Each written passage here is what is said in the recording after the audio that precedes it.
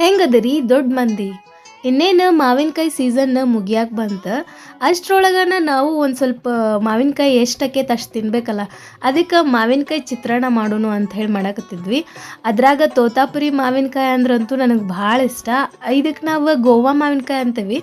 ಎಲ್ಲರೂ ತುರಿದು ಮಾಡ್ತಾರೆ ಮಾವಿನಕಾಯಿ ಚಿತ್ರಾನ್ನನ. ಬಟ್ ನಾವು ಹೆಚ್ಚು ಮಾಡಿದ್ರೆ ಭಾಳ ರುಚಿ ಆಕ್ಕೈತಿ ಅಂತ ಹೇಳಿ ಹೆಚ್ಚು ಮಾಡಾಕತ್ತೀವಿ. ಮಾಡೋದು ಹೆಂಗೆ ಬರ್ರಿ ನೋಡೋಣ. ಒಂದು ಪಾತ್ರೆಗೆ ಎಣ್ಣೆ ಹಾಕೋರಿ. ಅದಕ್ಕೆ ಆದ ನಂತರ ಶೇಂಗಾನ ಚಂದಾಗಿ ಫ್ರೈ ಮಾಡ್ಕೋರಿ. ಇದೆಲ್ಲ ಫ್ರೈ ಆದ ನಂತರ ಸಾಸಿವೆ ಜೀರಿಗೆ ಹಾಕ್ಕೋರಿ. ನಮ್ಮ ಮನ್ಯಾಗ ಜೀರಿಗೆ ಖಾಲಿ ಆಗಿತ್ತು, ನಾನು ಸಾಸಿವೆ ಅಷ್ಟೇ ಹಾಕೀನಿ.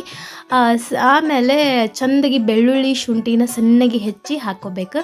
ಆಮೇಲೆ ಒಂದು ಸ್ವಲ್ಪ ಹಸಿಮೆಣ್ಸಿನ್ಕಾಯಿ ಮತ್ತು ಕರಿಬೇವು ಹಾಕ್ಕೊಂಡು ಚಂದಾಗಿ ಮಿಕ್ಸ್ ಮಾಡ್ಕೋಬೇಕು. ಆಮೇಲೆ ಹೆಚ್ಚಿದ ತೋತಾಪುರಿ ಮಾವಿನಕಾಯಿ ಇರ್ತೈತಲ್ಲ ಅದನ್ನು ಹಾಕಿ ಚಂದಾಗಿ ಫ್ರೈ ಮಾಡ್ಕೋಬೇಕು.